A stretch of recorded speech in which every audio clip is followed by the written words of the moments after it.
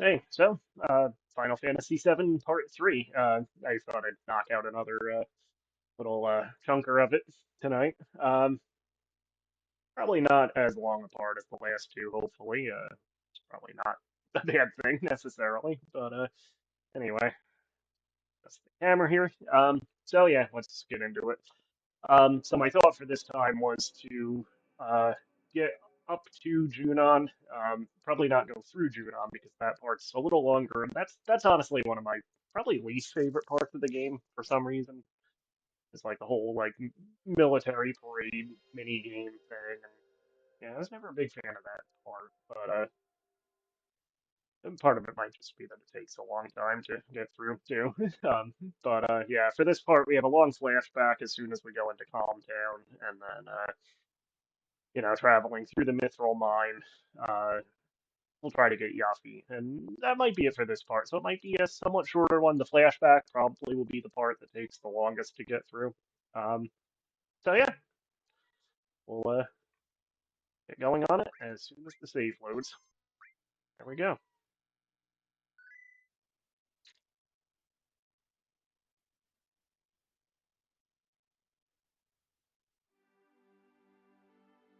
All right, so as I recall, we had just gotten the atomic scissors for Barrett. I think I'm actually going to take that from Tech Fest off of him and put it on Eris to give her a little extra defense. Um, that talisman could be good for Yuffie when we get her, so I'll hold off on that. I'll actually give Barrett the Star Pendant, the extra one.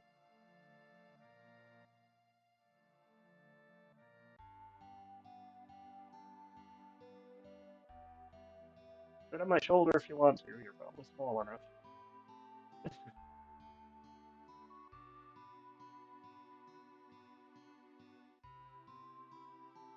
So yeah, they don't give you a chance to explore the town really at this point. I guess they do actually. I take that back. I was thinking they tried to get into the inn automatically. Yeah, before we go in, since they are giving us the chance to explore, uh, go through people stuff in town, classic RPG stuff.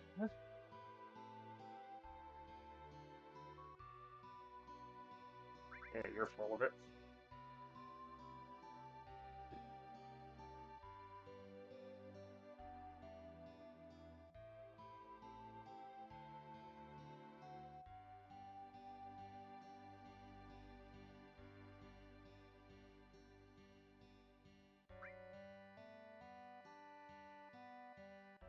So yeah, that unfortunately is not actually a treasure chest. It's part of the scenery.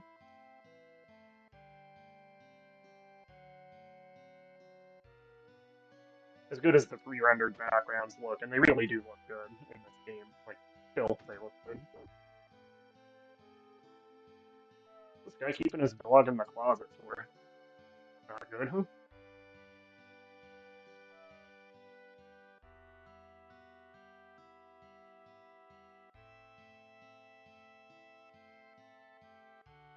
I think is this the house where eventually there's a traveler that you can trade items to upstairs? It may not be, but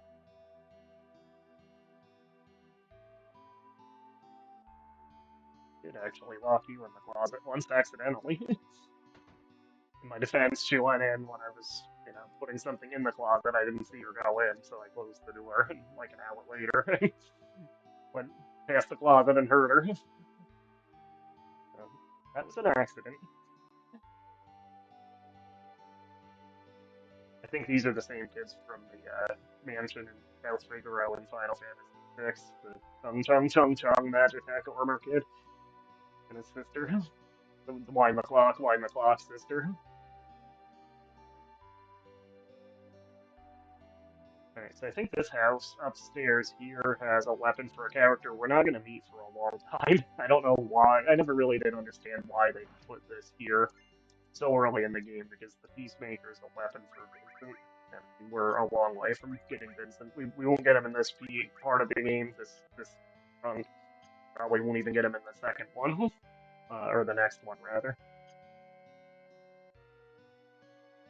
It'll probably be maybe two parts from now that we'll get Vincent. So that's just gonna sit in our inventory.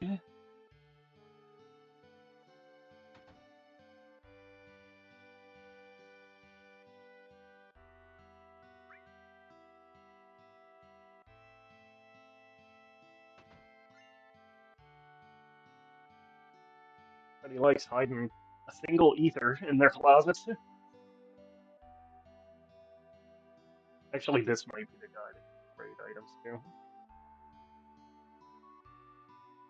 Much later in the game, like when you beat like the two American version monsters, the two that were made originally for the North American release of the game, Emerald and Weapon, and also the what is it, the map that you can morph the ghost ship into. You can give that to him for special rewards.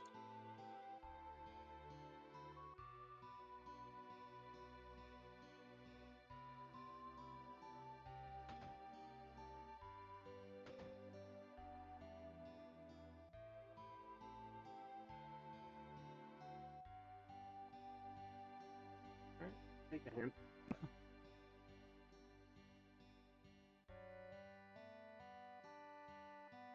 Remember, I don't think there are any Turtles Paradise flyers in this town. We did get two of them. We got one in way back in Midgar. Let's actually take a look at the weapon shop first before we buy items. But yeah, we got the one in Midgar and we got the one in Shinra headquarters, and I believe the one in the Shinra headquarters is the only one that's permanently missable because you only go into that building twice. Uh, yeah, heal and have poison and earth. Just one of each for now.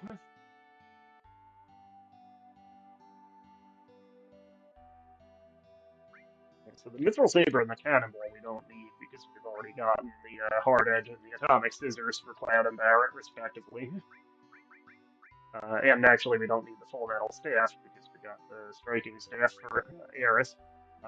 So we will get the Mithril Claw. And they actually are good on Mithril Armlets. So next time Teeth is in the party, we just have to remember to equip her with that Mithril Claw. Right? Yeah, you can. You can only characters that are in your party currently.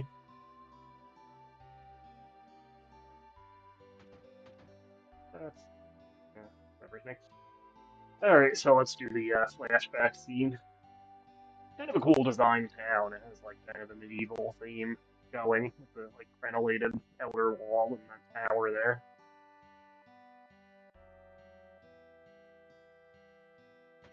Kind of a nice contrast versus, the sort of modern design of Midgar itself.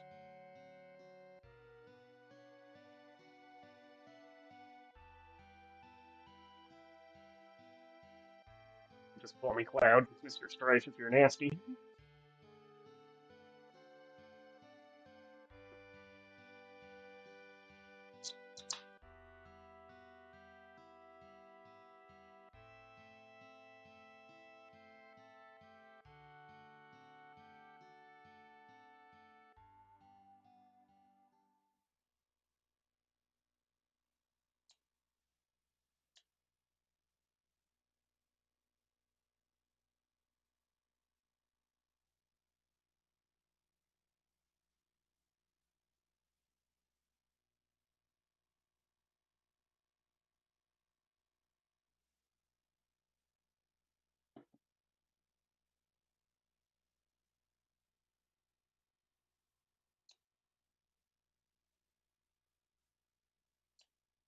So what's interesting with this flashback is that a lot of it ends up actually not being true. This actually kind of establishes Cloud as an unreliable narrator in terms of his own backstory, which he doesn't even know at this point. I won't spoil anything for a game that's almost 30 years old, but yeah, it is. I think it's well done. I do like this aspect of Cloud's character. How, like, even unbeknownst to himself, he can't quite trust like the backstory that he tells you early.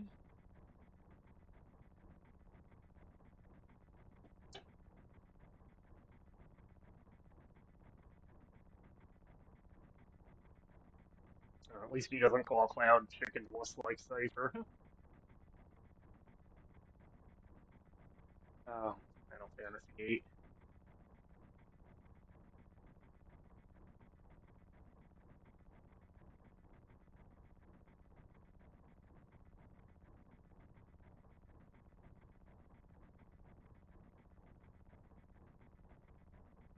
I know I've said it before many times as it's come up as I've done other Final Fantasy games, but I don't expect that I'll do Final Fantasy on this show because of the first 10 Final Fantasy games, and I've finished all 10 of them, at least one version of each of the first 10 series.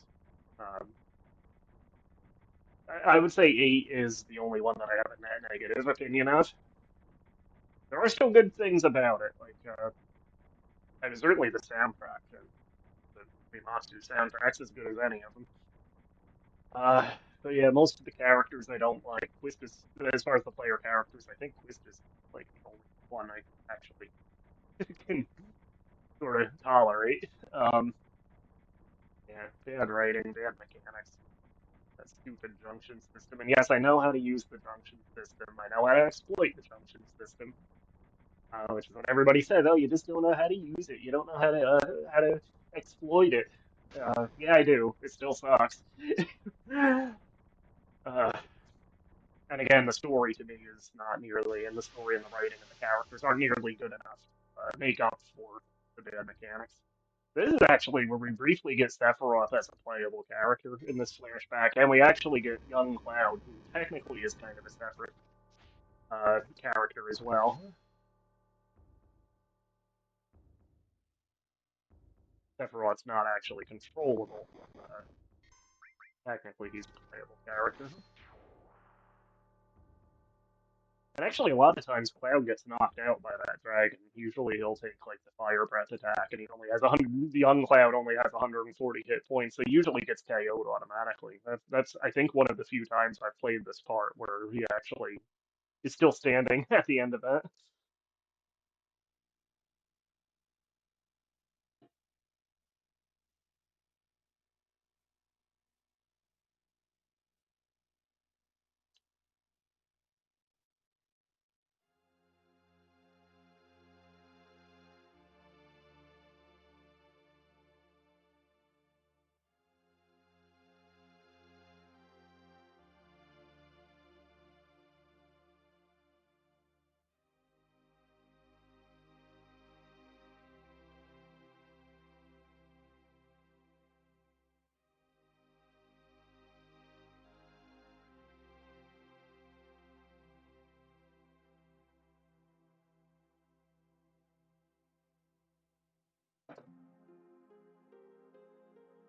I mean, we do eventually figure out that his father is Hojo. Spoiler. That guy is a freak. So I think the Seffi's reaction there is justified. Just laughing about him.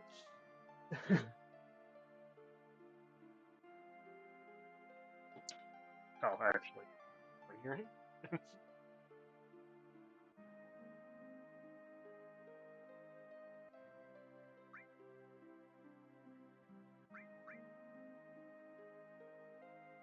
Well, if I want to do what we always do.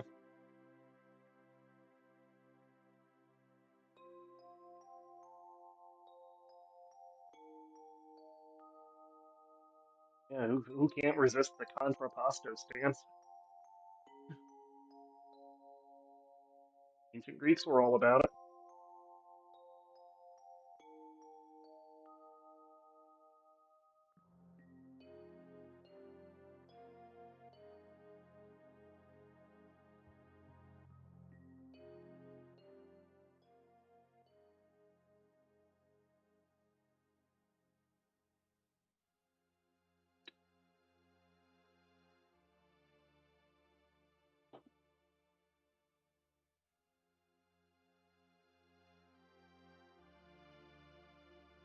Once we get the PHS, the little cell phone thing that lets you switch the party, I'm trying to remember in this original version. I think at that point you actually can equip characters that are not in your party actively.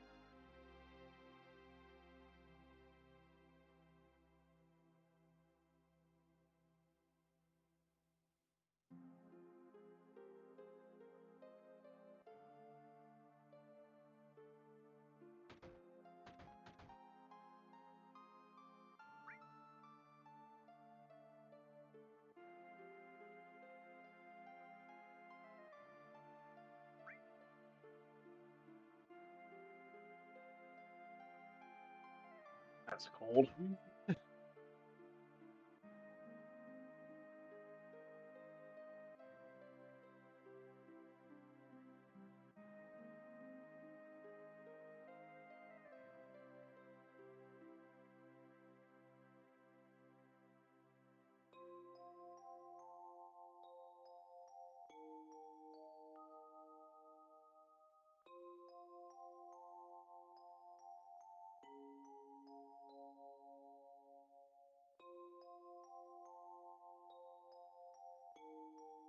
I don't know about that. I only have 140 hit points at this point.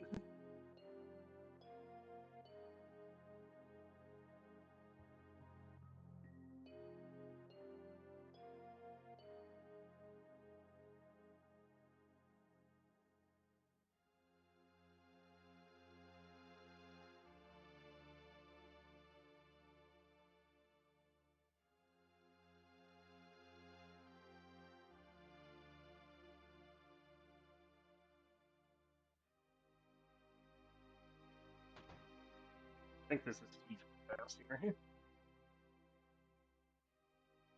Yeah,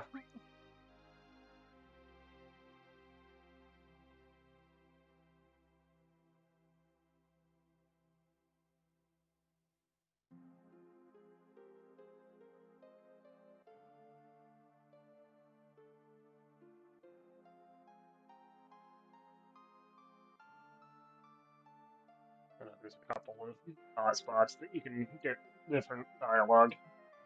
Bits of dialogue to show up here. I'm trying to remember where they all are.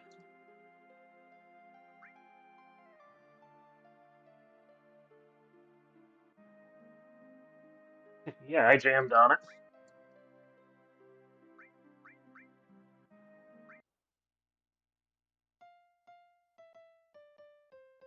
Yeah, let's go all Billy Joel on this thing. So there is actually, towards the end of the game, there's actually a puzzle where if you play a certain tune on the piano, and I think it actually is the kind of leitmotif that's through a lot of the music in the game, basically this. But if you play that, I believe that's what actually gives you Tifa's ultimate weapon. Kind of a pervert are you, Cloud? True.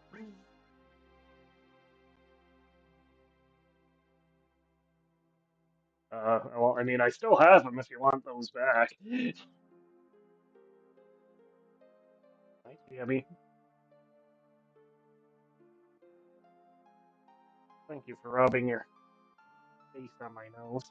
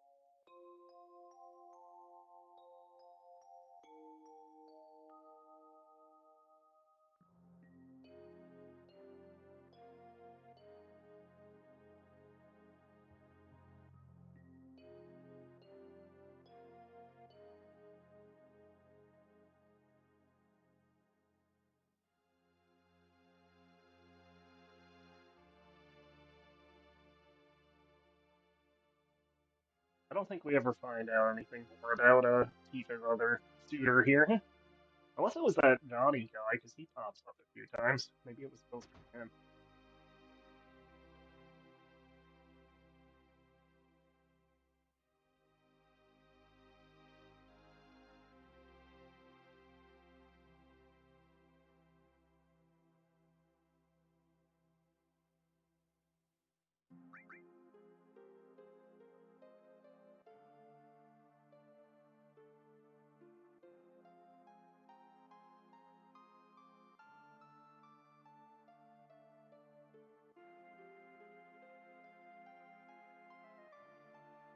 We actually saw a little bit of a snippet of this scene when Cloud fell through the roof of Eris's church. That first little flashback we saw.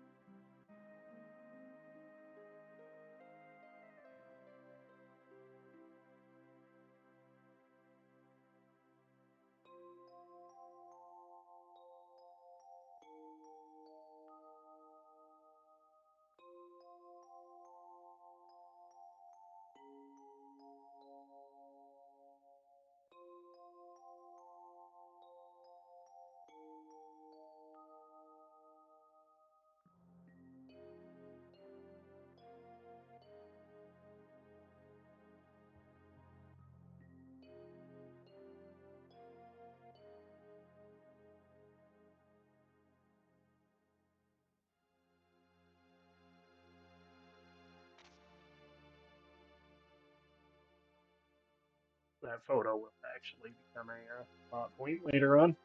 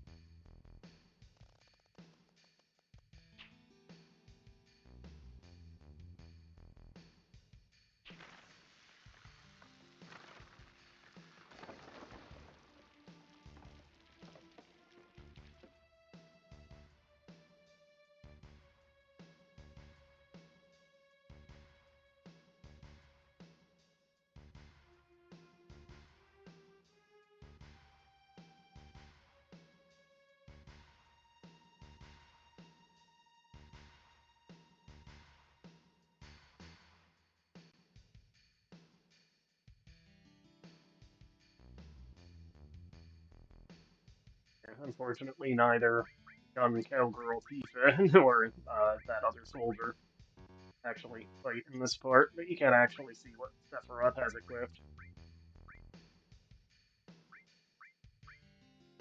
He has like all mastered materia.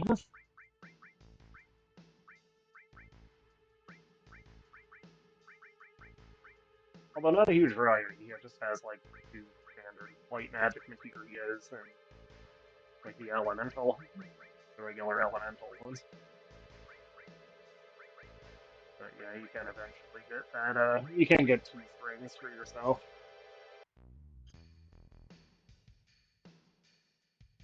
I forget where, but I know you can get at least one for yourself.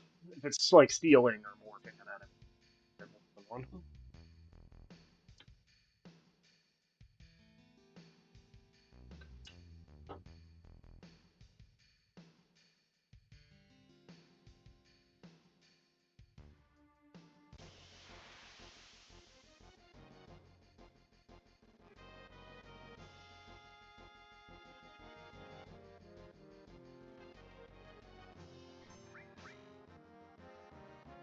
You know, like pretty much anything in this whole scene pretty much kills without him.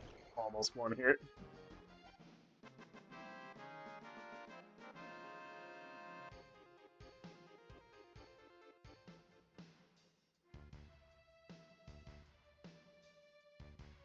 We'll actually come through this in the present day later on in the game. Not too long from now, actually. You know, after the gold saucer and all of that. But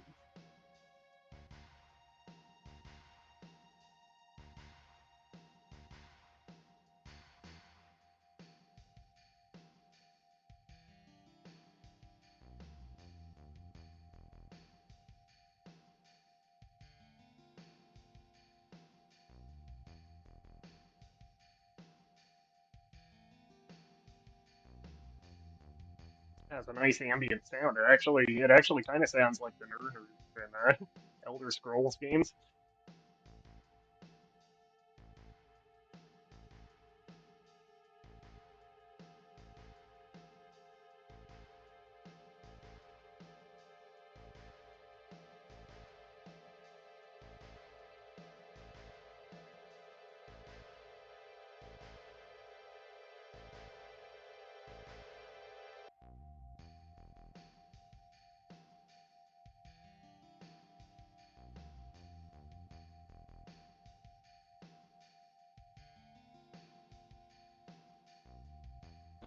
I know I went probably too fast through that last text box.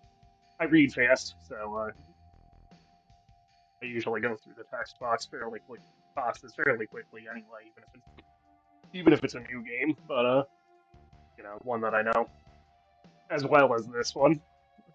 Um, I tend to go through those pretty quick. So you can always pause and read them if I go too fast or whatever. But apologies in not really in advance since I already did it. But apologies if that's correct for anyone watching.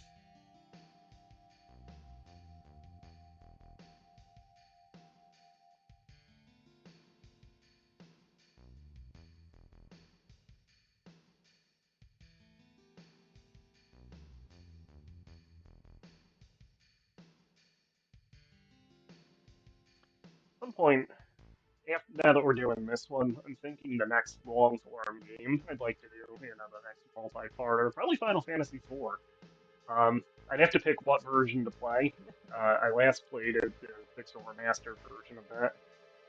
I'm thinking, I'm thinking probably the PlayStation 1 version from Final Fantasy Chronicles because it's like it's kind of a misconception that the American Final Fantasy or Final Fantasy 2, as it was called on Super Nintendo, it's actually a misconception that that's the easy type version of the game from Japan. It's actually not. Um, it's a kind of a combination of the original version and the type version. It pulls elements from both. It's actually its own version. Um, but the version on PlayStation has stuff that was taken out of the original American version. So it has like Cecil has his Dark Wave ability and things like that. So, other than the Pixel Remaster version, and possibly including the Pixel Remaster version, of the versions of Final Fantasy IV I've played, that I think is my favorite, the PS1 version. With that said, that's probably the Final Fantasy that's been reissued the most. So there are a lot of versions that I haven't played, notably, and I should get it because it has the After Years and what was it like Interlude, the second one, and then After Years was the second, you know, sequel. I think the PSP version has those. So I will have to pick that up at some point, but I think it does have different graphics, like they updated the graphics, not to the degree of like the 3D version on the DS, but yeah, it does look different, I believe, the FF4 on PSP. But I should still check it out, as I've never played the After Years. I've heard it's not that good, but still be curious because I do like the original Final Fantasy a lot.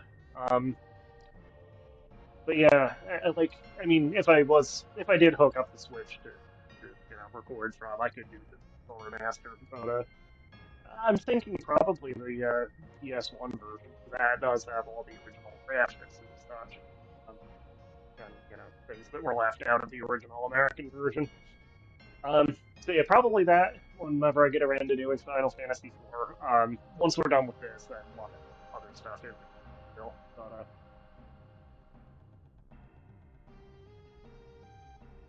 we go. I do like Final Fantasy IV a lot.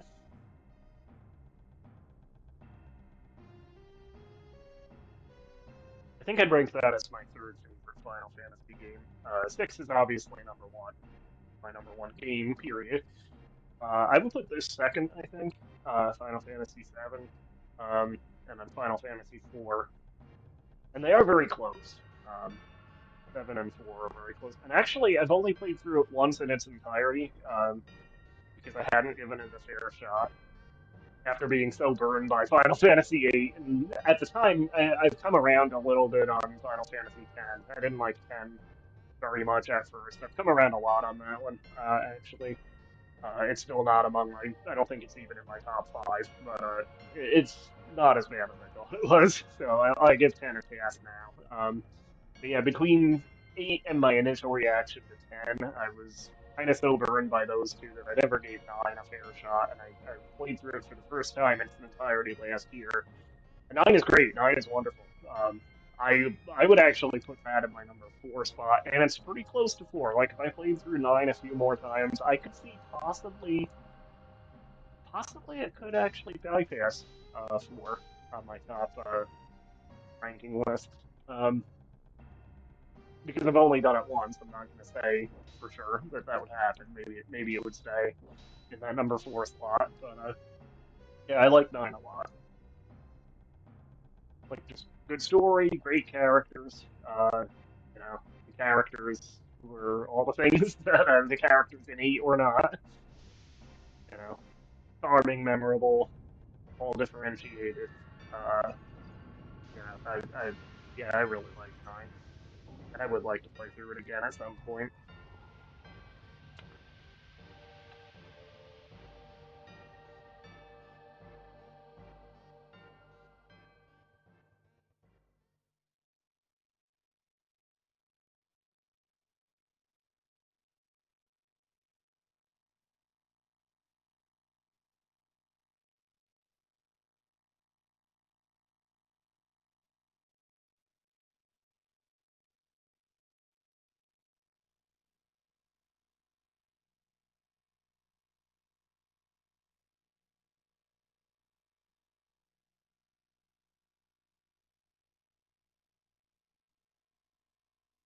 Alright, so they actually, because this flashback is so long, they actually can give you a little spot to save if you need to. And we're gonna keep going for now, but all the same, might as well drop the save anyway. Young Cloud actually has his own portrait on the status screen too.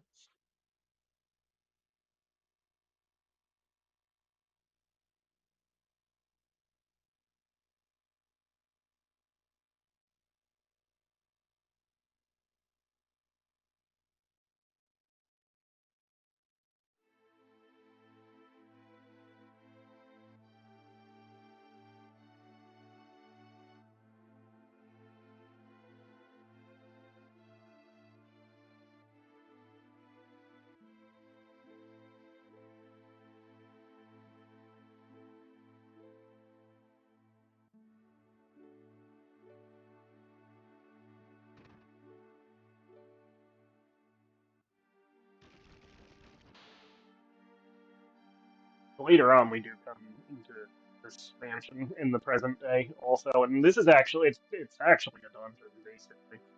Um, and that's a pretty fun one. I always enjoyed that part.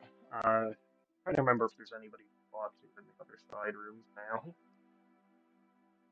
But yeah, I actually like this when we come to it, you know, as an actual destination in the present day. I enjoy the mansion a lot. Not a huge dungeon, but it has some fun stuff. As one, at least one boss fight, and you actually do find a character in here. Actually, this is where you get Vincent later on in the game.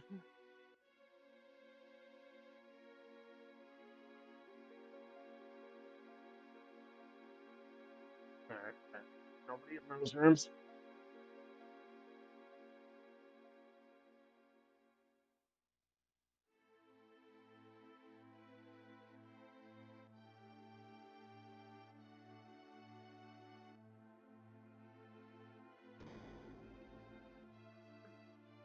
Stay away in the stereo in the bookcase there.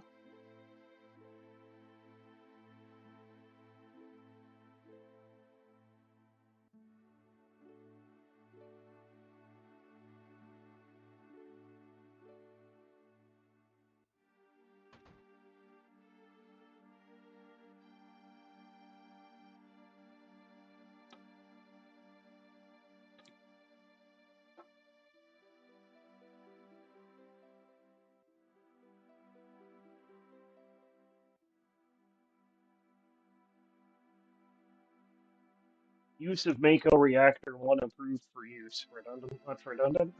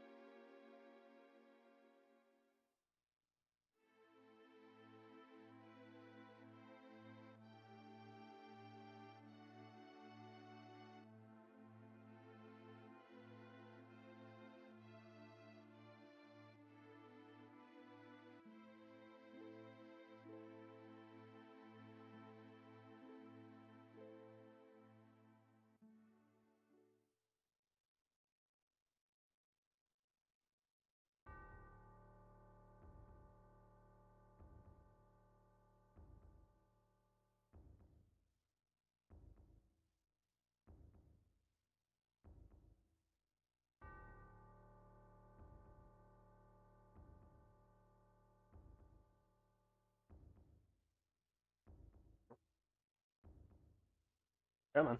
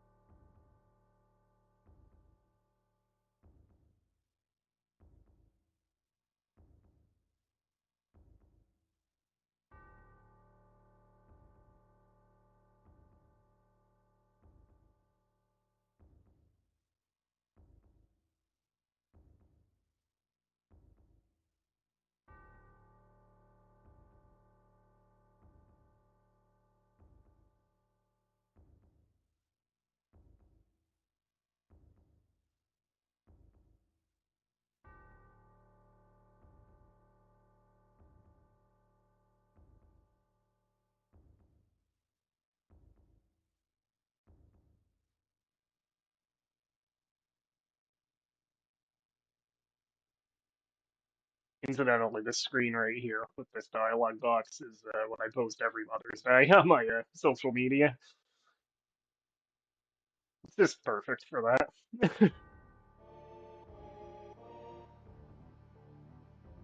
I think we're almost done flashback sequence.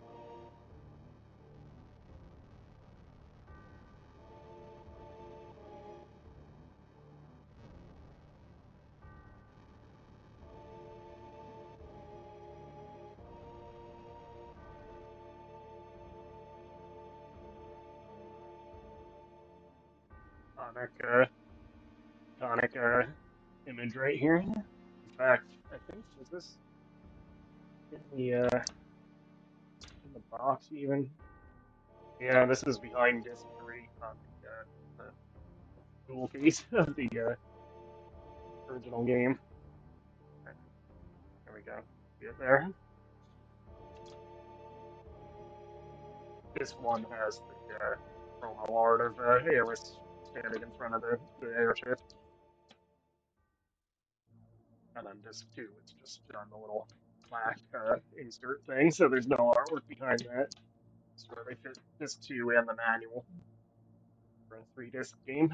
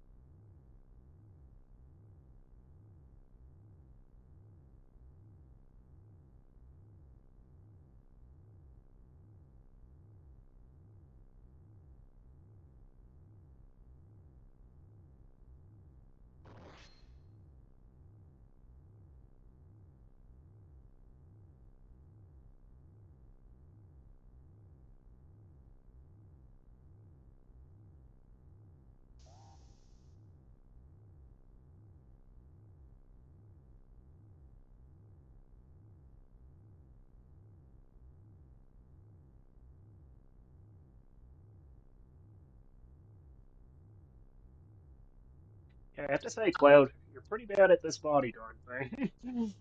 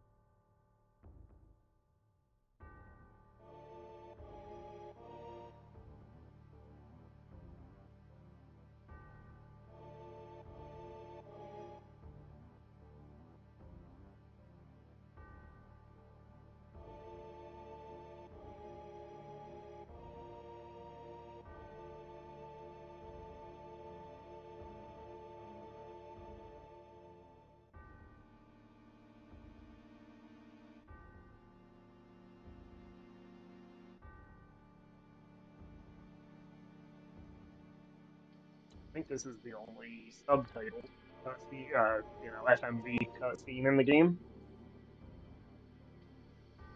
The only one that actually has dialogue.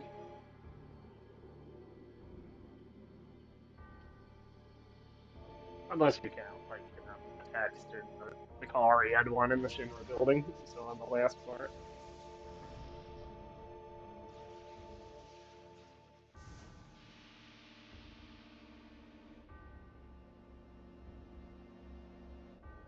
Sorry, Sephiroth, you opened the wrong one. This is the one Walt Disney's in.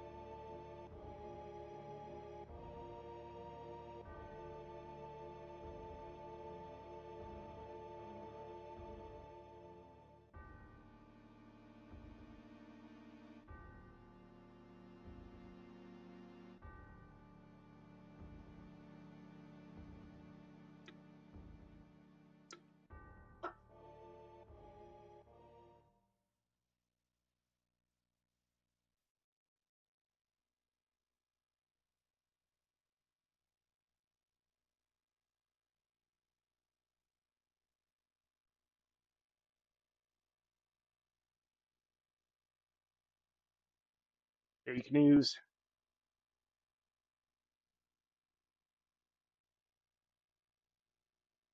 Yeah, I mean, it does seem like if Tifa had a scar from the Matsuri, it seems like we should know that.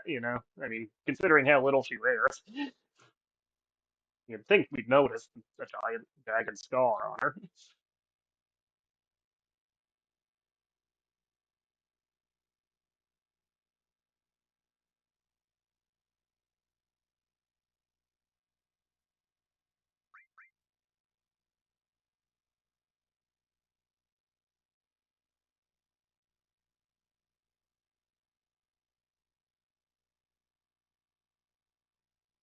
Again.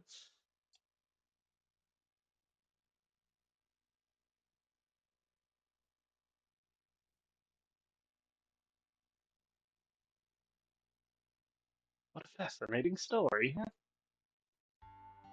Red 13 became British for a second there, I guess. Alright.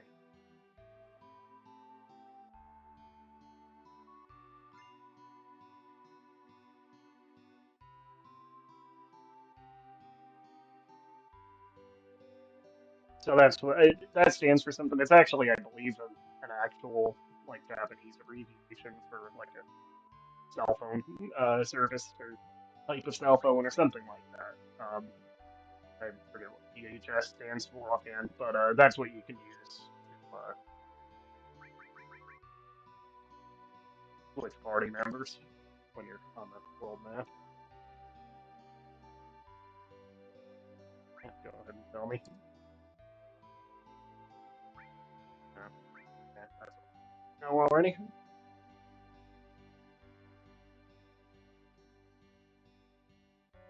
I'm good. I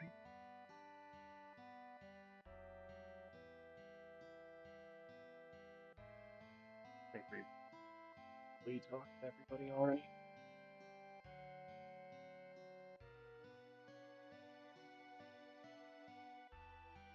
Hey, you're pretty clued.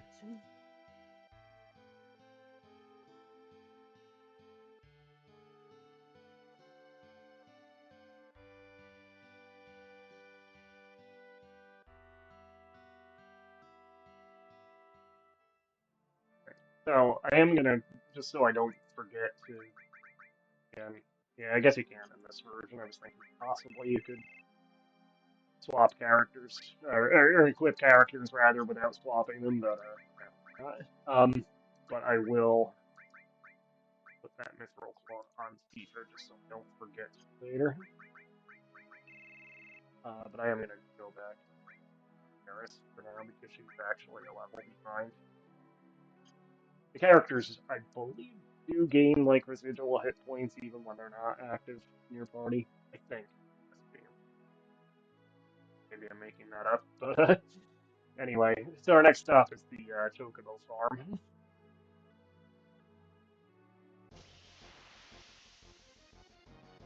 and the Atomic Scissors is one of the handful of weapons Barrett has that is not long range, so that's why we bumped him up to the front row.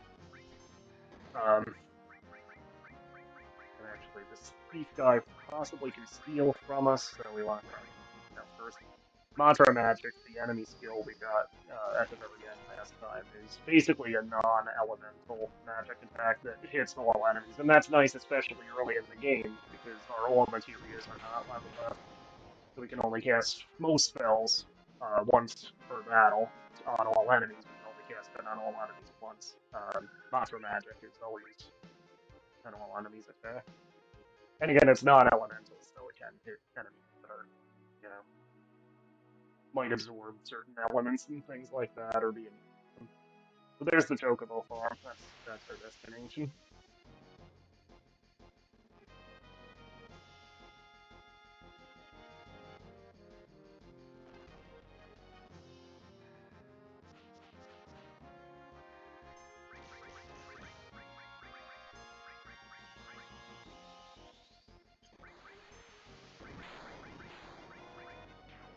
Oh, I actually wiped those out in one go.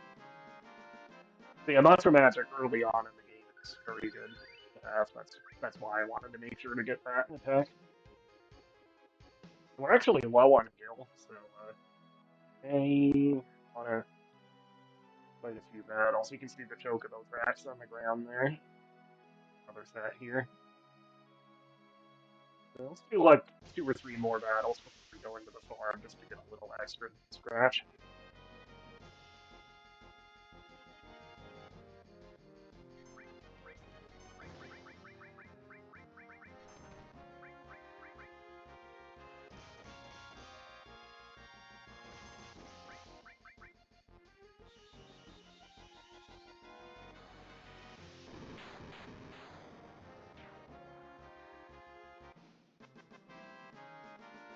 I think I had a different name in 8, but Twistis did have on her limit break, the way limit breaks were a little different in 8, and hers was basically blue magic. That was having magic in that game. So I forget what Metro Magic was called in that. It did exist, but it had a different name. Um, and the way the animation was done, it basically looked like, I guess Twistis turned into like an Austin Powers fembot or something. It looked like the missiles were like launching out of her, you know, thingies.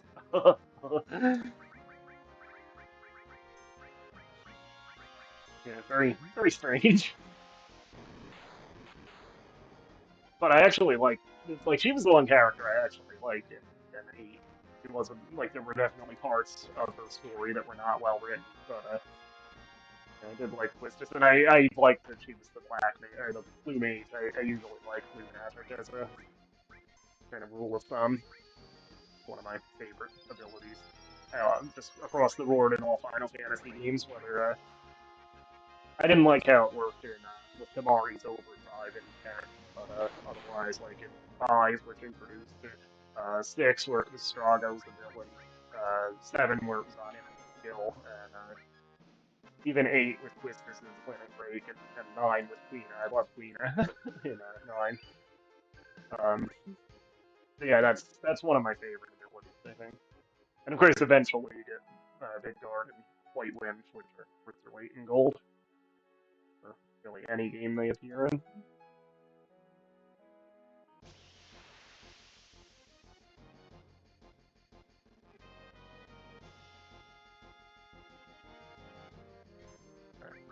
These things, Monster Magic, because that should wipe them out.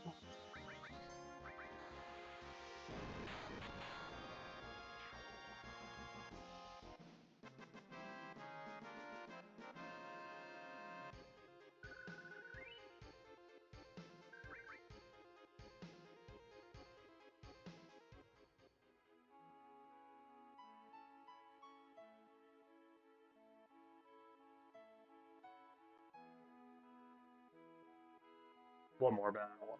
go into the farm.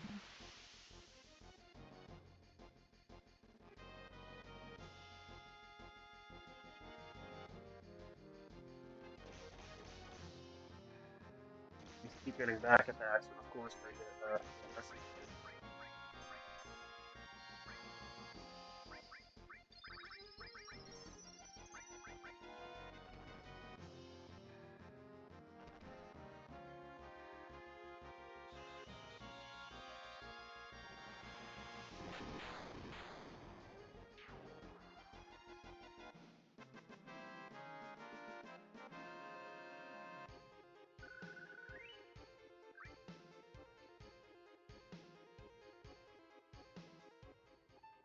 Okay. So how much skill we have? 2,700. That should be okay. We actually get our first summon spell here too. We fought to the Chocobos, which they mark in this game instead of Quack. I like Mark better actually. Yeah, they do like a dance here, and the first time you see this, they give you the Chocomon summon materia.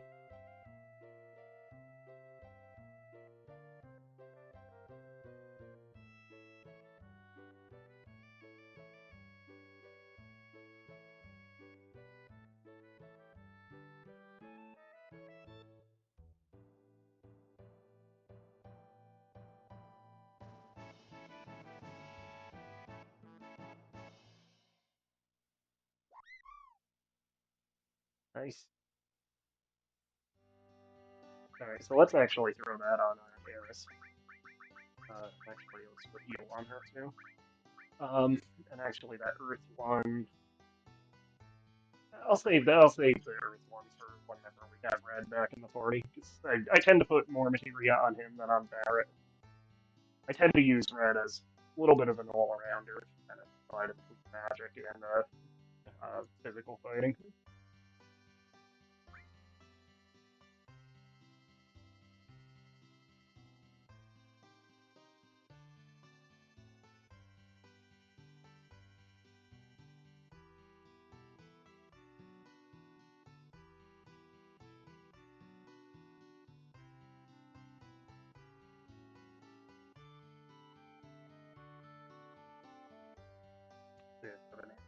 Which I believe he charges you for, yeah.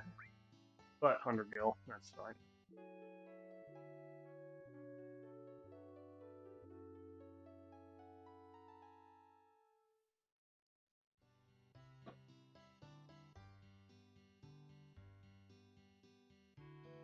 Eventually, when you do the Chocobo reading, sort of, I guess it's not really a mini game, but sort of subquest, side quest, whatever you want to define it as.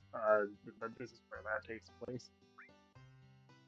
And there's a way to game it so you get a gold chocobo even without doing the chocobo races. I'll have to look up how to do that again because I don't remember. But that is how we'll get the gold chocobo on this playthrough. I'm not gonna, especially recording it, I'm not gonna bother going through all of the chocobo racing stuff. I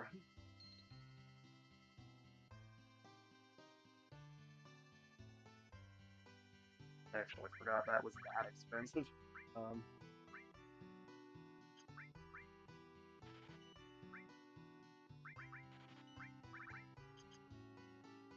and I'll actually put that on Barret because it doesn't diminish any stats, I don't believe. So, solar, yeah, it actually gives a boost to luck, which Barret really needs that, but still. I think I actually, on one playthrough, I think I actually mastered the Chocobo lure just because I like just kind of kept it in a slot on somebody's equipment. Eventually, actually did master it. You don't need to do; it only does one thing. But yeah. Anyway,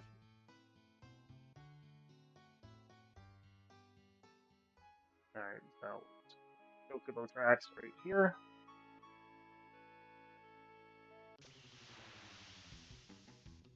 All right, here's the Chocobo music. So basically, you throw a greens at the chocobo and defeat the rest of the enemies while it's eating to keep it from running away. And you don't want to hit the chocobo.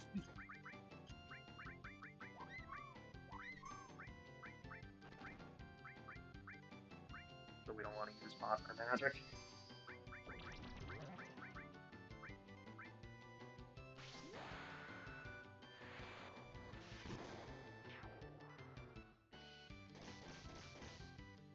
Ah, damn it.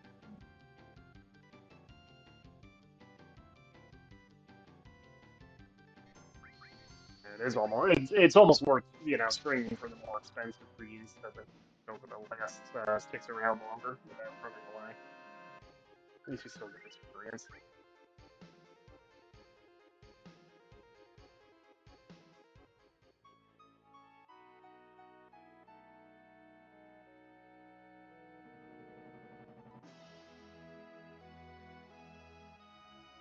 Chocobos were introduced, incidentally, in Final Fantasy III.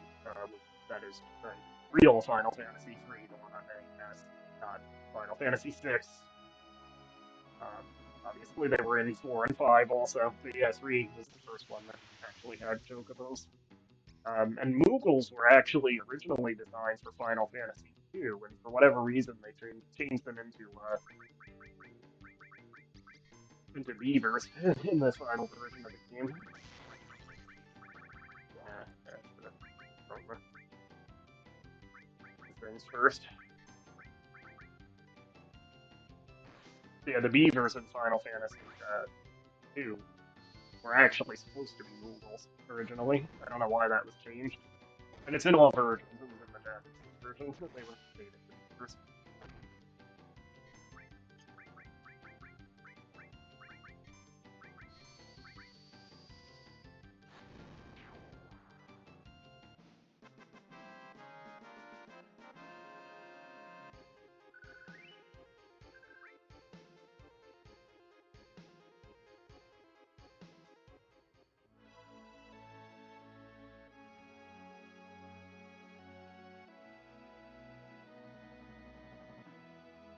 If we don't get the chocobo the next try, we'll probably have enough skill built up. So actually, probably go back and grab some of the more expensive greens.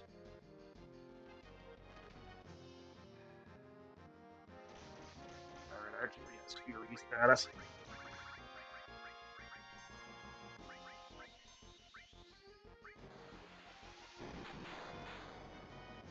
Actually, Eris doesn't make sense. So it's a shame we could put the Furia on her instead of sense.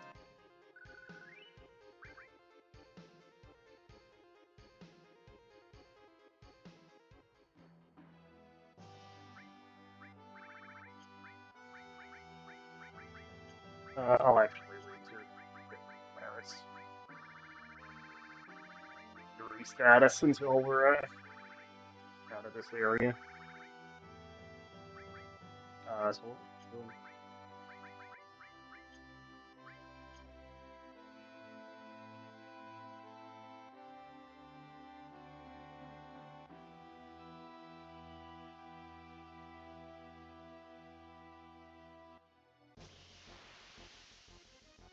Chocobo.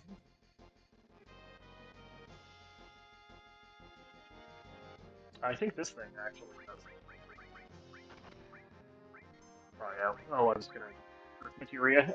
Yeah, I think these things actually can put your characters in sadness.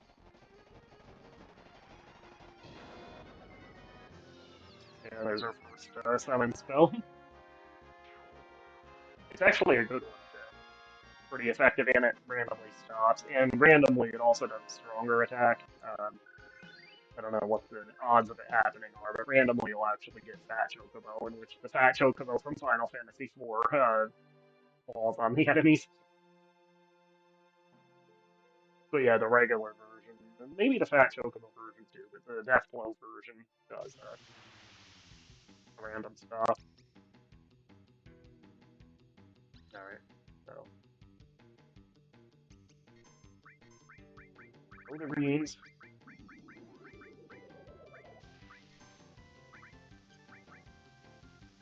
That's the fact that Aerith just got hit by.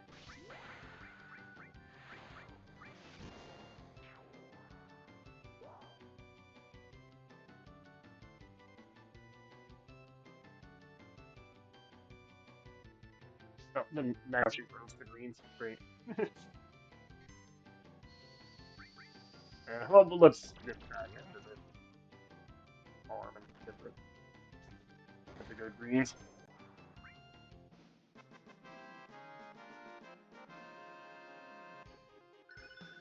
I finally got Aerith's next limit break. Seemed to take a while. I think you only have to use them 8 times. The first one in each set, I believe you have to use 8 times to get the second one in the set, and then I think after that it's like a certain number of enemies killed gets you the next limit break level. In here.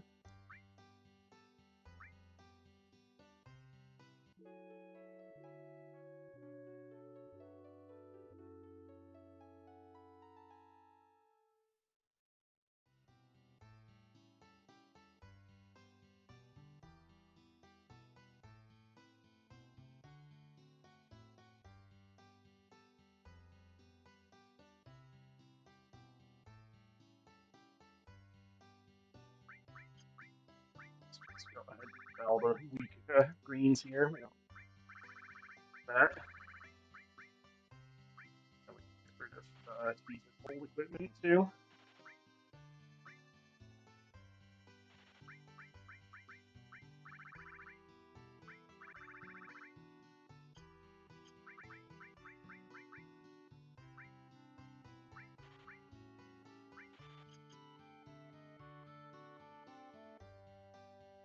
Alright, so these are a little better, so hopefully that'll help us get this Chocobo. I've never. I feel like I haven't had this much trouble getting one before.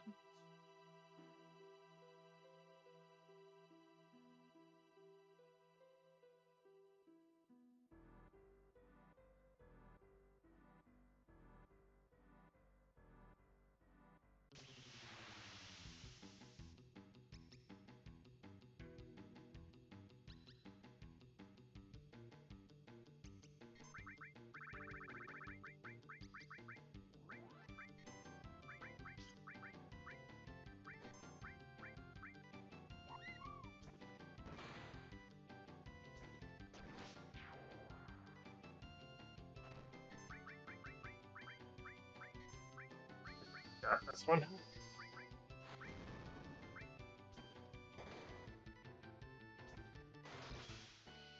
Nice. Finally.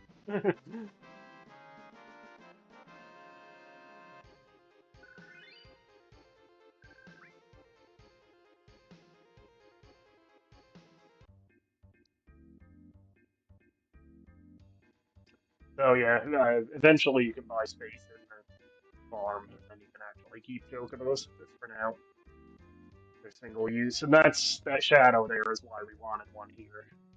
That is an enemy that we can't really have a hope of beating yet. The Midgar Golem. It actually has an enemy skill, Beta, which is an all enemies fire-based attack that we do eventually want to get. But yeah, we'll definitely get wiped by it this early. Here's an iconic line coming up. This gets a lot of memes and stuff with the dead Midgar Golem. There it is. Sephiroth, do this.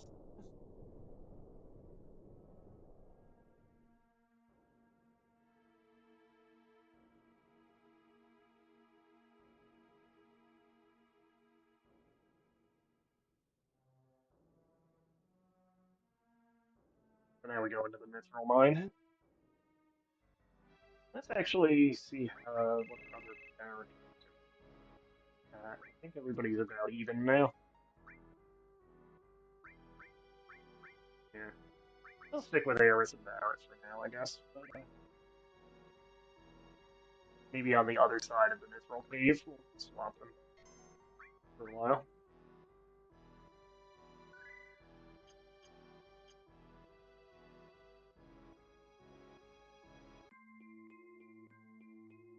Okay, so Mithril Mine.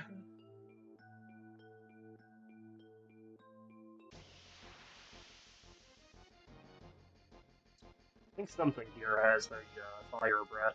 It might be this thing that has the fire breath attack, which Cloud can learn on his enemy skill. Materia.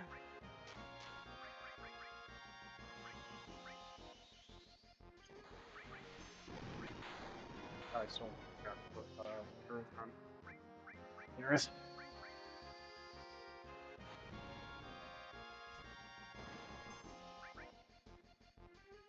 Yeah, flamethrower. Since he hit Barret, yeah, that doesn't count as burning it for Cloud, fortunately.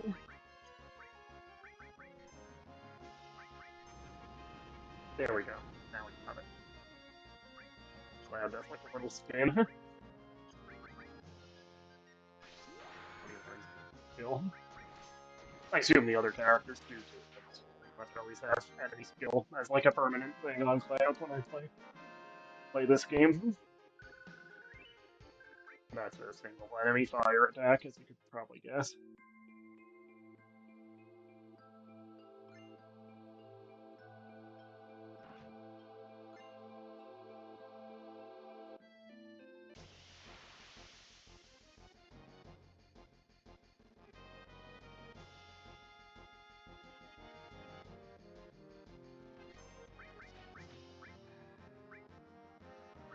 Yeah, go ahead and heal up. Oh, I meant to do monster magic. Hit all of them. Oh well.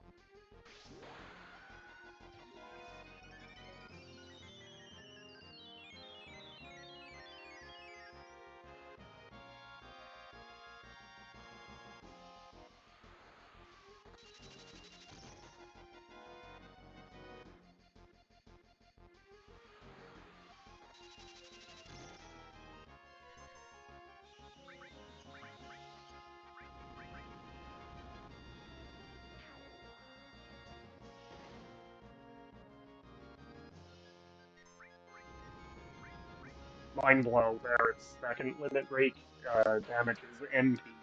I've never found it especially useful, but it exists.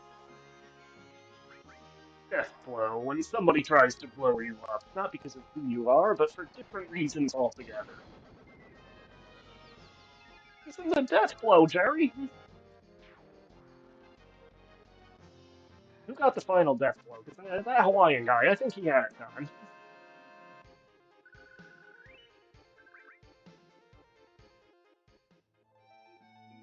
I think there's actually one more. Yeah, you can go up here. I forget what's up here, but now and again, getting about Earth. Yeah, she doesn't sense. Oh, I think this is the long range. So yeah, we can put this on Barret and put him back in the background. Later on, we might want to, even Cloud, we might want to use that on at some point. But while Barret's using the atomic scissors, which is not an inherently long range weapon, good on him.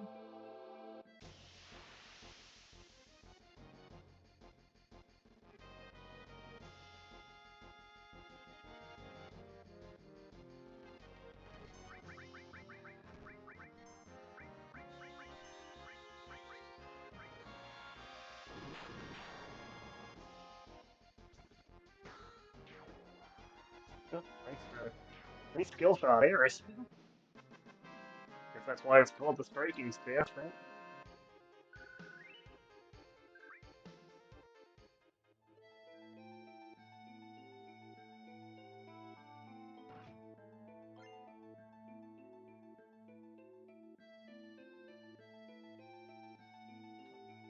Thing here. No. This is not a long dungeon. This minor cave. It's like 2 rooms, 3 rooms. Well, 4 rooms counting the like 2 little side room treasure room areas.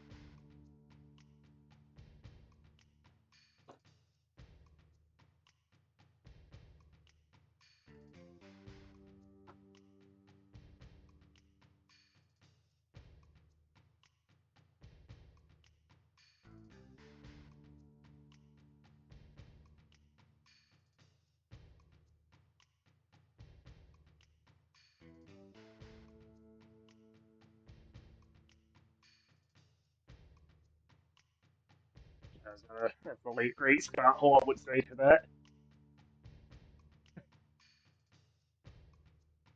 Not a new weapon for Reno.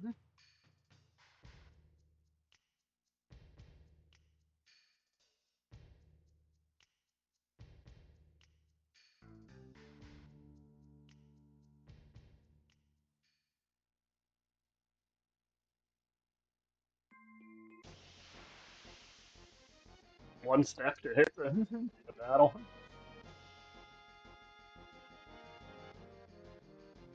Try any attack.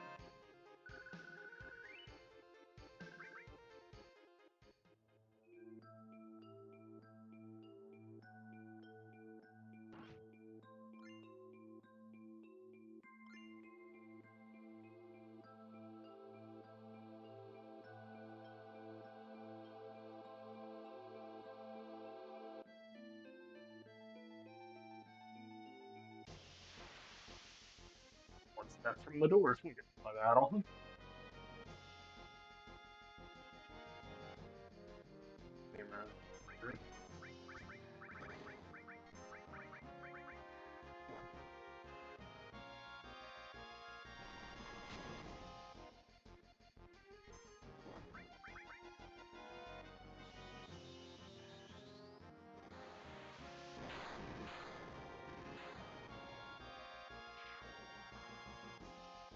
I guess that wasn't really worth using a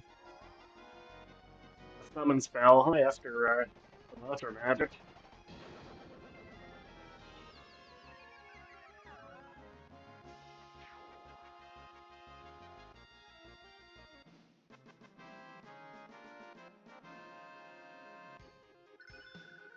Nice, so one of our alls got a level up. Nice.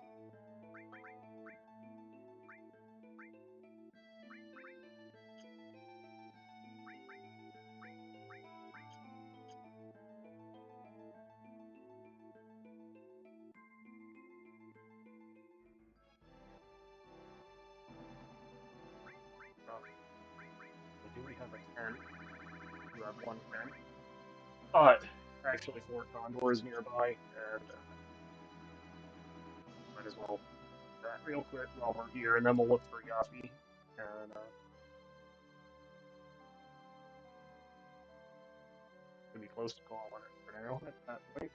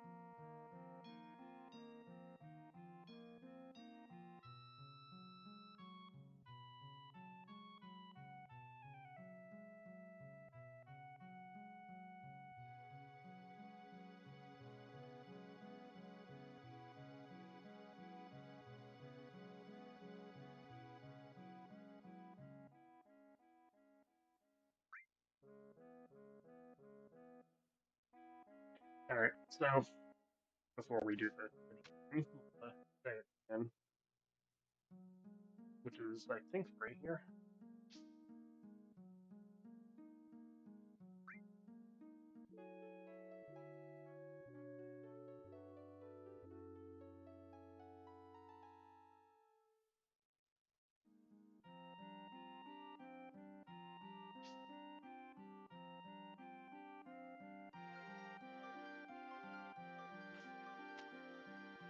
There are a couple of shops up here.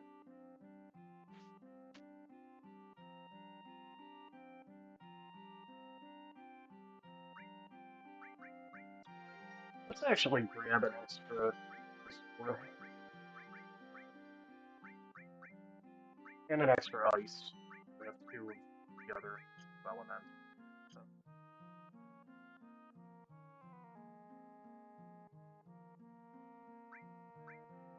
here, Phoenix down.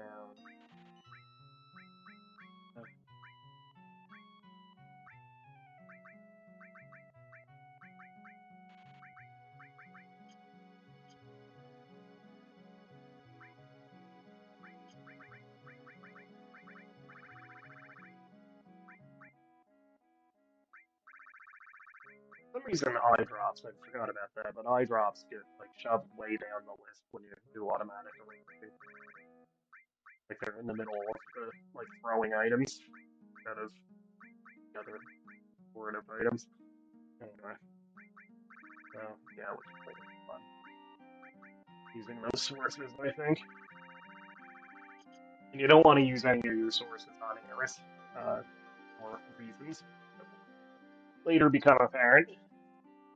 But yeah, you don't want to use them on Eris. Any other characters is fine.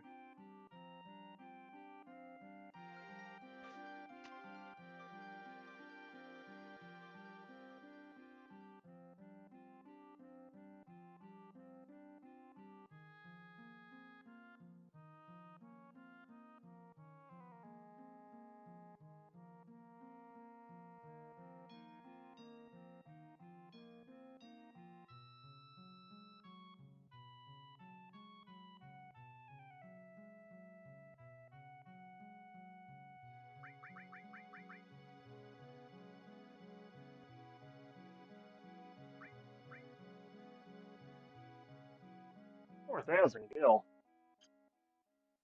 Come on, man. And I'm actually not even gonna actually do the mini game. I'm just gonna, not place any soldiers and just let the enemies climb up, and then you just fight a regular battle with your party. I've never really had the patience for that's the serious side. Yeah, I've never really had the patience for that mini game. Oh, you can sell regular items at the materia shop. Um, God, 40,000. Self greens.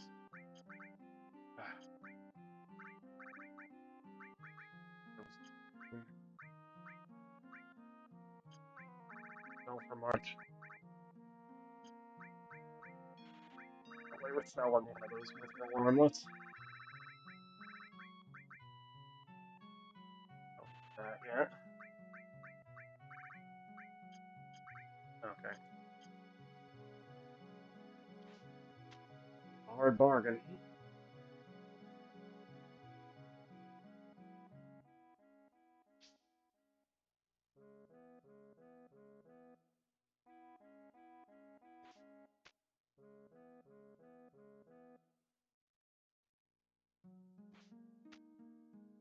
Do that.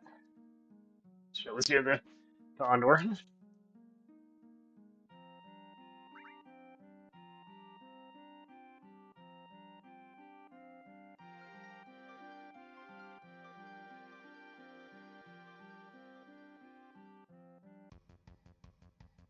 Delayed. Alright, so again, I've never had the patience for this, so I'm just gonna turn the speed up and wait for it to actually penetrate the shack at the top. Gonna put it anyway.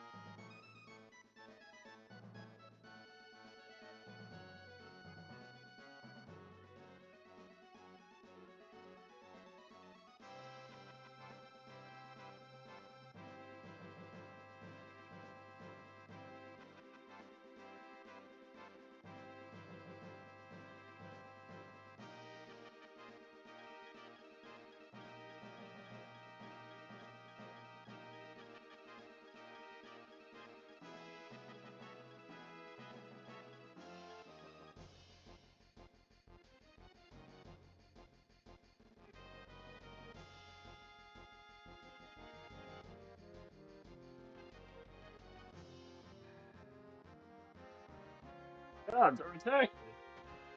Yeah, what did you think was gonna happen when I didn't place any soldiers? Alright, this isn't even a hard battle, so yeah, I've never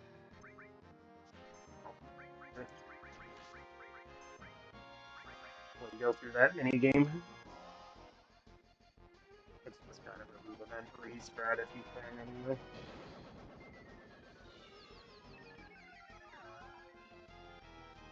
Oh, we stopped him with the Choco mod. Doesn't stand any chance now.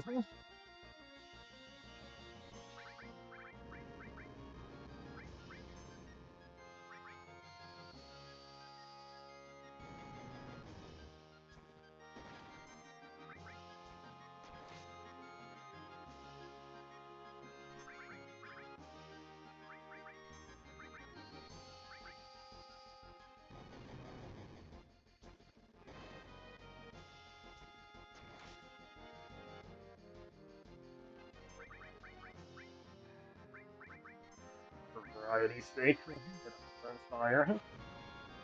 Freak actually did more to him, but doesn't matter now anyway.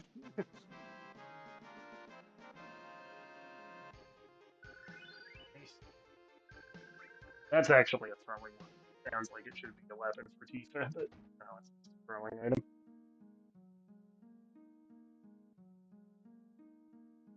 So I kind of forget that like you have to wait a while, and then you can do like that again. And basically, if you do what I do and just make them climb all the way up and then fight a regular battle against them, the enemy gets a little stronger, I believe. But it's still never been useful. So we'll hit the end one more time here, and we'll head out and get Yuffie.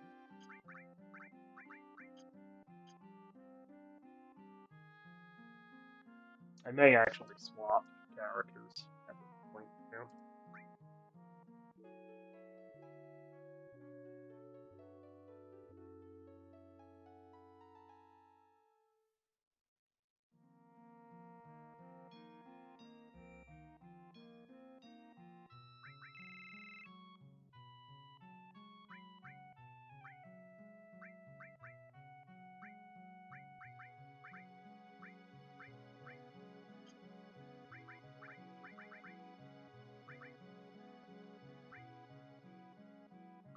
Actually forgot we got that carbon bangle. Alright, so we'll do the exchange mode here. So this stuff on red.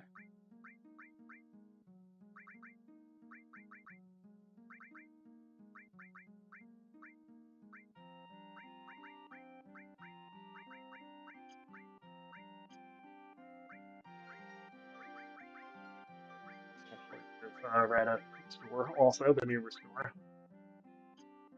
I'll actually give him ice and put Coco Mog on red also. I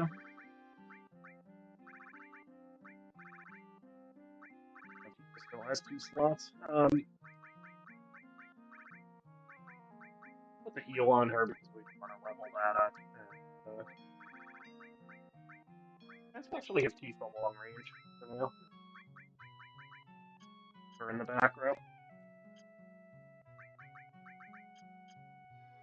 Right, that's good.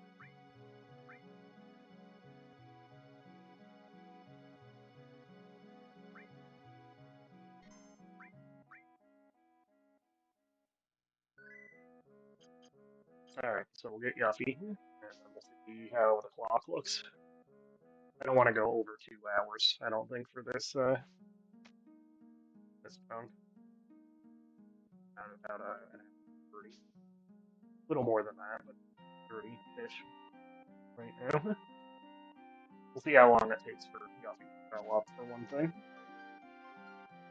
But it's random. When you have to go into a forest to fight random battles there, get years.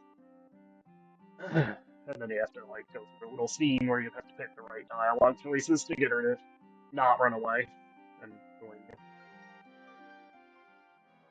Alright, so find a forest, there's one. You can get Yuffie at basically any point as of now when you can go into the forest, but I always get her as early as possible. She's actually an optional character. I especially take her because after a certain point you'll want to have another dedicated character. Yeah, Scaris, so good to have her on hand. I usually use Yuffie as a dedicated main.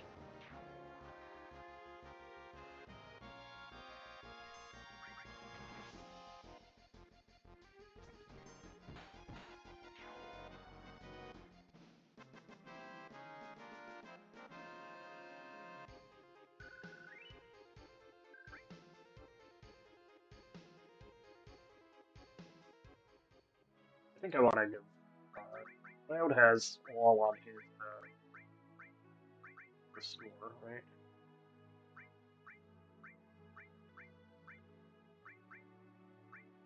I feel like I want to have Red have restore all. Out of the two. Do that, and then I still want Cloud to have, or I still want Red to have this summon, so you know, we'll swap that with the ice.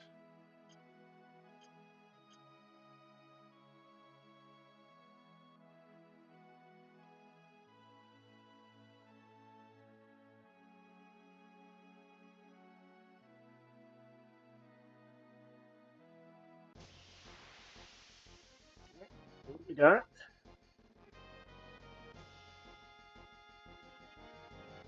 That's obviously not her.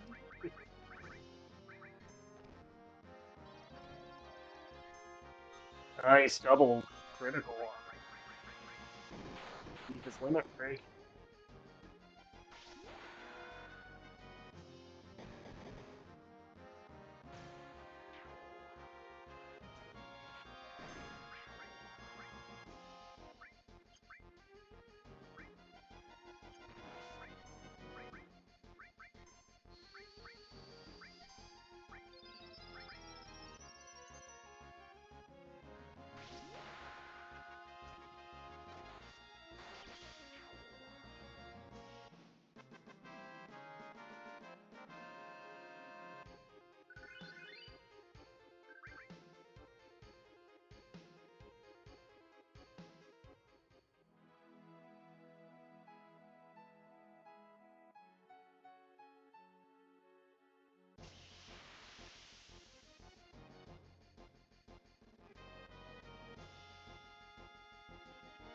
There she is.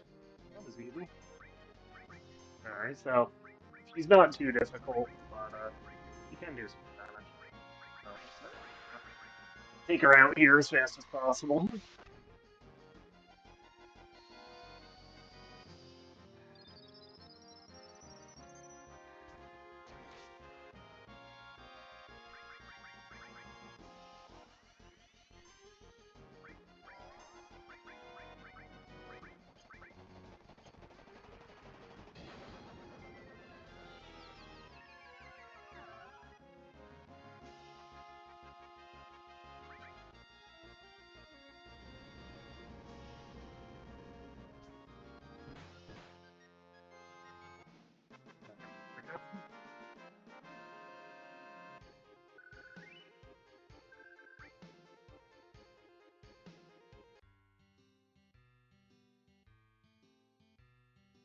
So you have to basically do the exact right things in the scene, or she'll run away, and you have to try to find her again.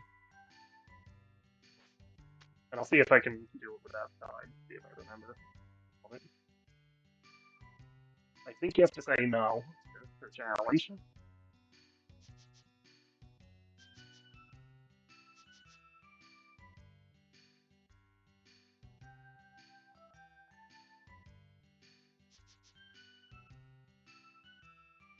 There, yes. Yes, I am.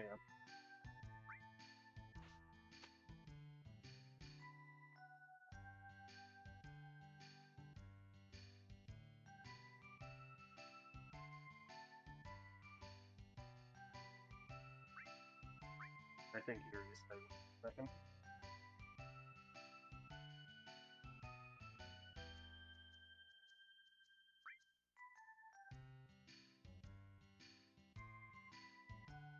So you actually don't ask her name at this point. I think if you ask her name, she runs away. So you say, let's hurry on. Also, you don't go to the same point.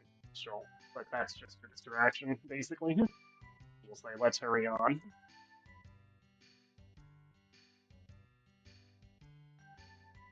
So then she volunteers her name.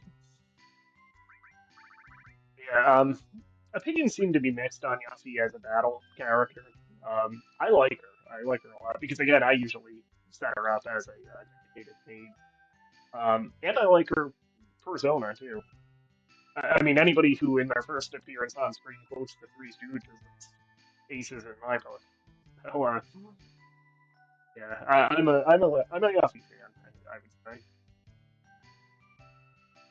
And even though she's an optional character, she does actually get her own like side quest line, so you do get a lot of development on her. She's actually more developed as a character than the other optional character, Vincent, who's himself kind of a fan favorite. So I am gonna switch Kika back in, but we'll just check out Guffy here. I will actually put that talisman on her. She starts with the carbon bangle, which we only had one of on FIFA. And for materia, I think she just starts with throw. And unfortunately, throw in this game kind of sucks. Um, Usually, that's a good ability. It was, I think it was introduced in three, maybe. I don't remember because Ninja was like the top tier physical fighter class in Final Fantasy III. I don't remember if it actually had the throw move or not at that point. But definitely it was in 4, Edge had it, and it was useful then. Especially if you save the spoon that you get from Yang's wife and throw it at zero miss for big damage. Um, but yeah, like any weapons that Edge throws in 4 are good. And Edge is actually my least favorite character in 4, but his throw ability is good. It was good in 5 as the ninja skill. It was good in 6 for Shadow, but in this game it sucks for some reason. A big mark against it is that this game does not have dedicated throwing items. So you're limited to just like extra weapons for your characters that you buy in shops. Like you can buy a bunch of like mythical swords, you can throw those. Um, but they're like they don't do a whole lot of damage compared to other attacks you can be doing anyway. So yeah, throw is not that good in this game, and I pretty much never use it. I'll just go ahead and take that off of the Yuffie for now. Of course, characters in this game tend to actually start over. They start with their level near or even above clouds. So Yuffie's a little ahead of everybody else at this point. So we will leave her out, but we will be using her a lot later on in the game. Anyway, just looking at the clock, I'm trying to. I kind of forgot about it, but there is before you go to Junon proper, there is like a little sequence in like the little port town of Junon under the main city that helps you get up there. So maybe we'll do that, and then when we get to Junon proper, we'll save before we get to know what that trade stuff. Take these things out quick.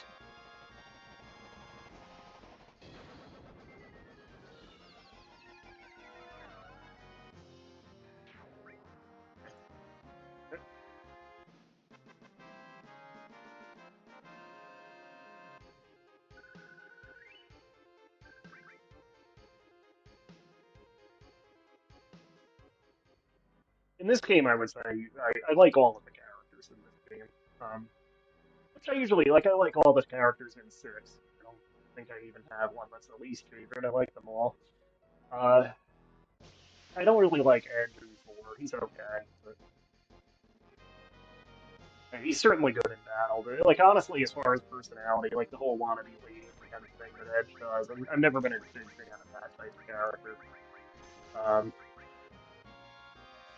I always personally kind of wish that you got Yang back instead of Edge is introduced so late in the game too, but I always really kind of just wish we got Edge back instead of having, or that you got Yang back in your party for the end of the game, rather, instead of introducing Edge at that late point. Um, yeah, I would have rather had Yang in the final battle than Edge. I mean, five, the characters were all okay. Mostly not as memorable as in other games, I would say. Paris is my favorite in five, definitely. Six, I like all the characters. This game, I think I like all the characters too. Eight, I like pretty much none of the characters except for, I guess, Quistis by default. And nine, I think I like all the characters too. I'm actually a big fan of Quina, both because I like Blue Magic, but also, like I like how Quina has like nothing to do with the actual plot of the game, which is kind of true of Gao in six also. But with Quina, they really kind of like self-consciously have fun with that idea that Quina really is just like he's just he slash she is just kind of happy to be there. Doesn't really have anything to do with the actual plot. They just kind of follow along and like have weird moments here and there. It actually has a surprisingly badass one-liner. The part where Zidane, Zidane, however you want to pronounce it, and basically he splits up the party. They all have to go to one of the to get one of the crystals, and like Garnet and Aiko, all both they like request to go together, so they're paired up, and then Steiner and Vivi go together, and Amaranth and Freya go together. So like basically Zidane is left himself with Queen just by default. But like the boss comes out and Zidane like, has like a line that we thought maybe you were gonna leave out a feast for us, and then Queen is like a big puppet basically. Like chimes in with yeah, that worry, we eat everything. Yeah, I'm a big fan of Queen. I like Queen a lot. And again, Queen gets the blue magic. Just white wind alone is well worth price of admission. Seen that feller before. Damn.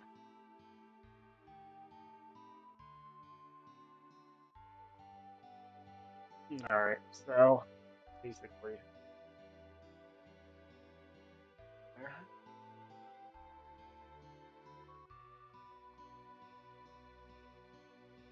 basically we go down to the beach.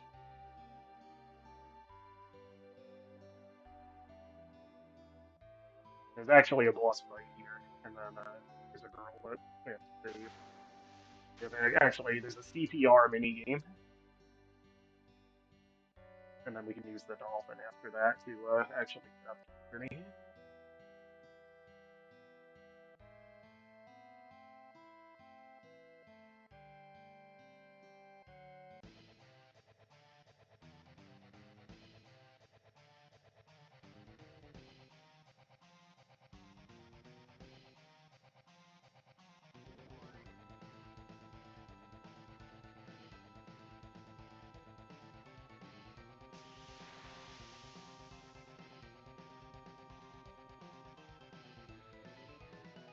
So I don't remember specifically, but I assume this thing's got to be delaying, right? The water enemy. Do a bit of Choconog. Funsies. Ah.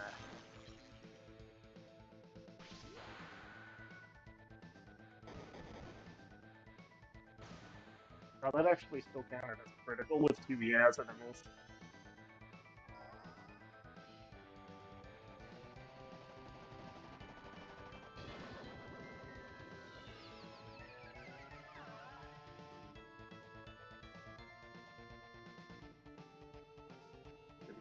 off effect, unfortunately. Yeah.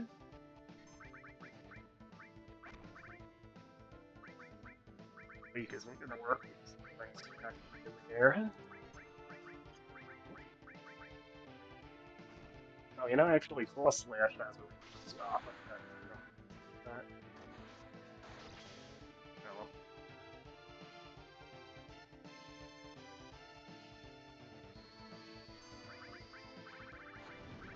Where'd my other lightning go? I thought we put that on one of the other two characters.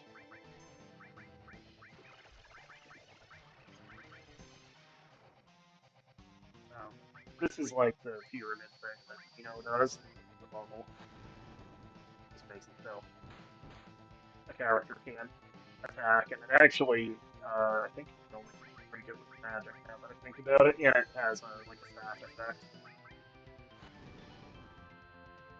There we go.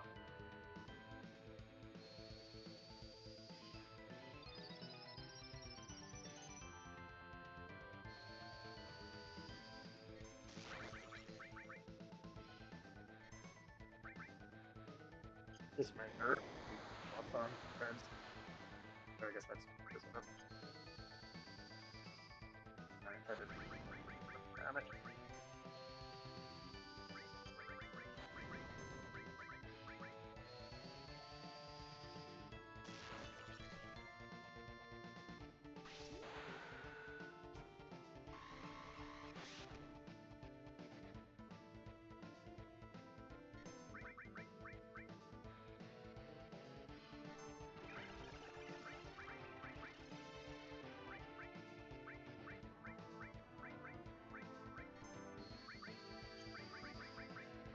How much damage the flamethrower does.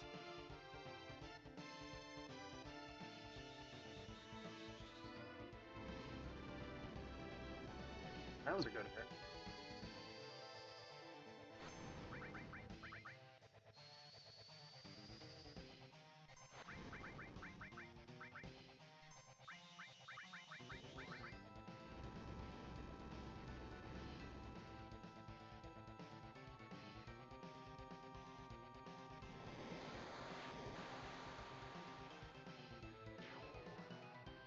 Nice.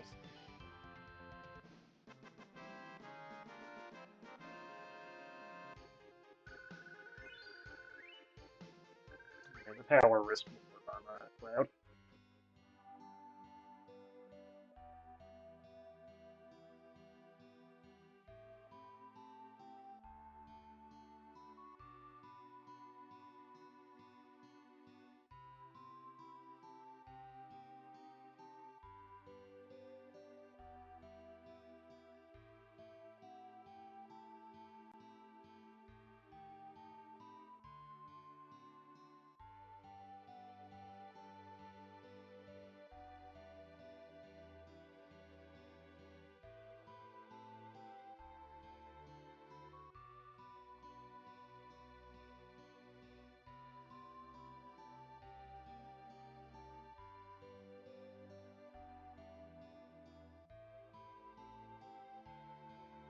No, I didn't know I started that one. Right.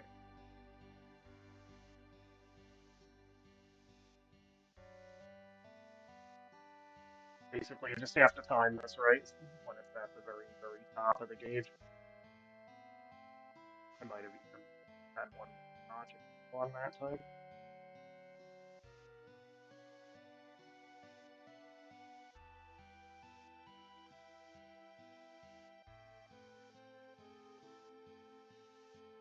Uh, that and the very top that I did that last breath on.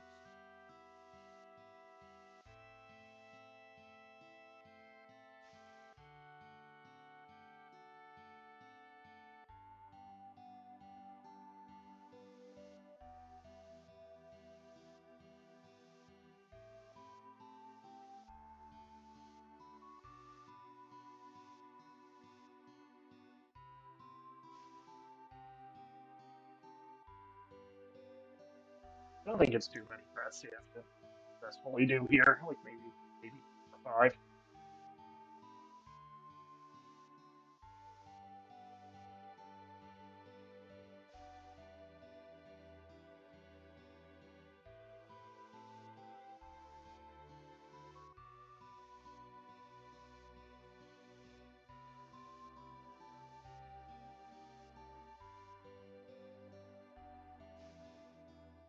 There we go.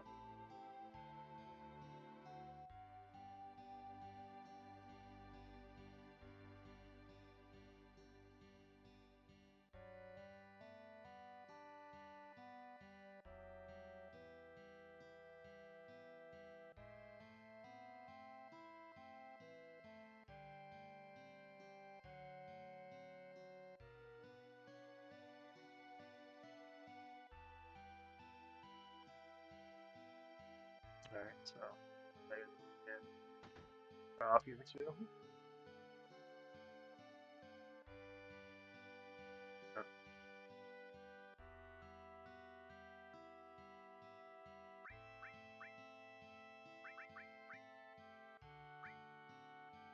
Pretense.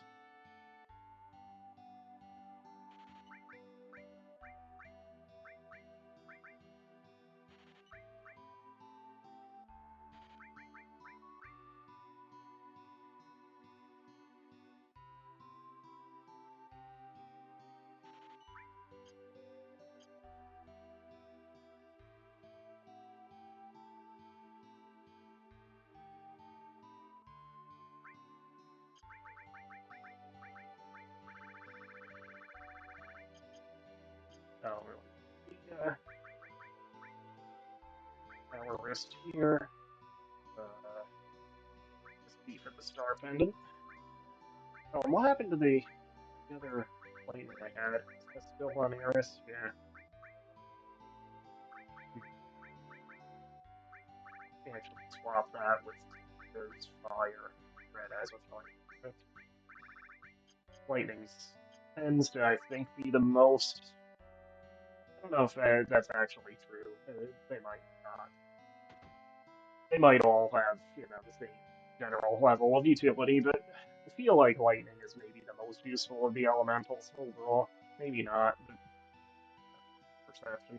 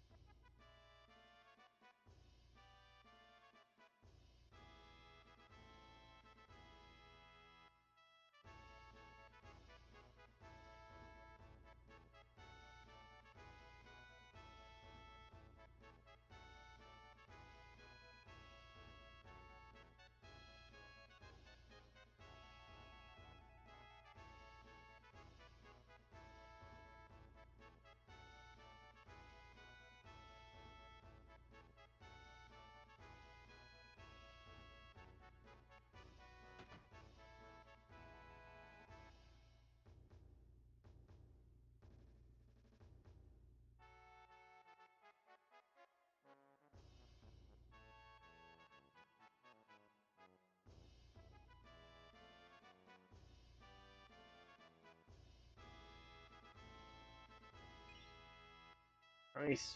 Second summon already. I actually forgot you got Shiva this early.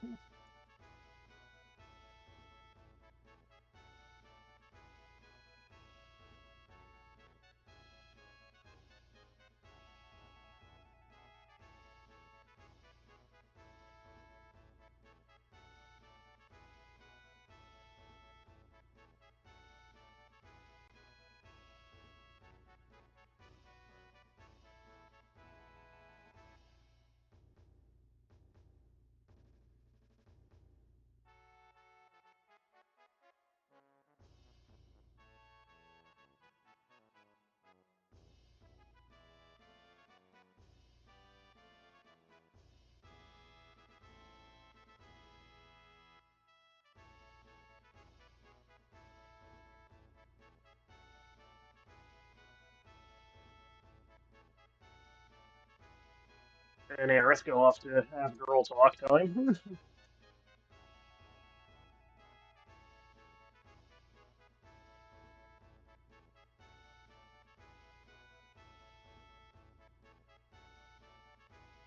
So yeah, Cloud's gonna be on his own for a bit here. But once we get to the save point up in the city, we'll save there. For just over the 2 hour mark.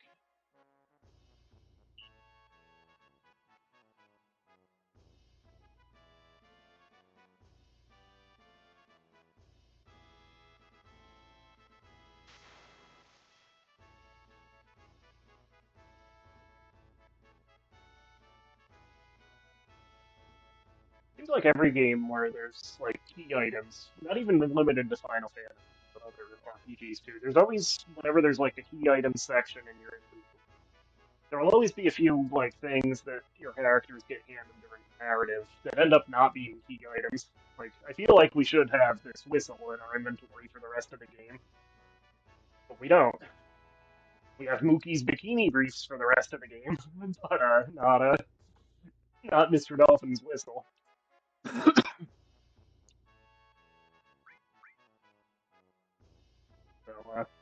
yeah, I don't know. Anyway, I feel like the sweet spot, I want to say, is like right here, maybe. Wait. Oh, first try. How do you like that?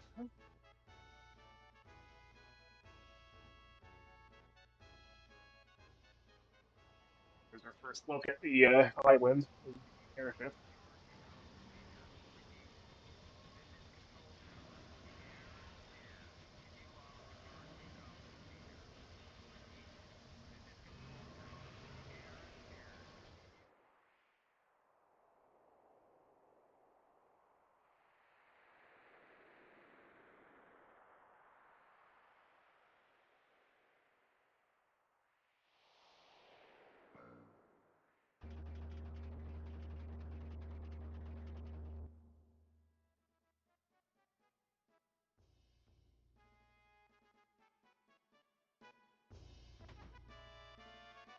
Alright, so I think there's in this hallway. I want to say there's a save point.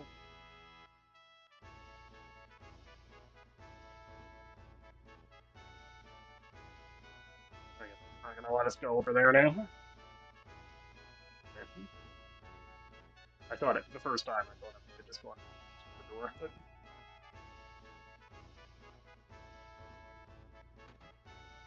there is a save point coming up. We might have to get this drill first.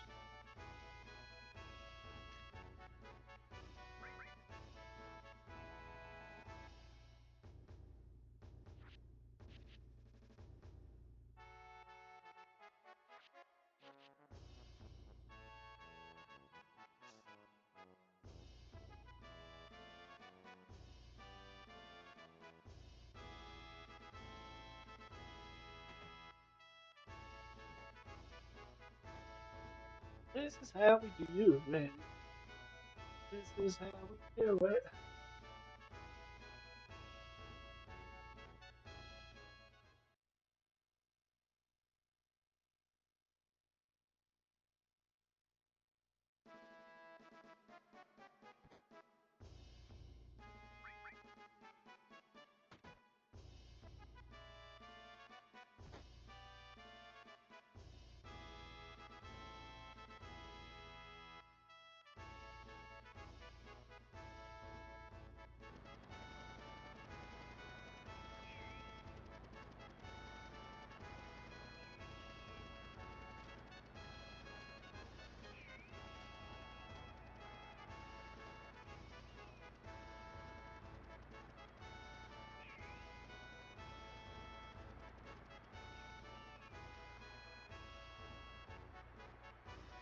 Oh, I guess they're making us do the parade here.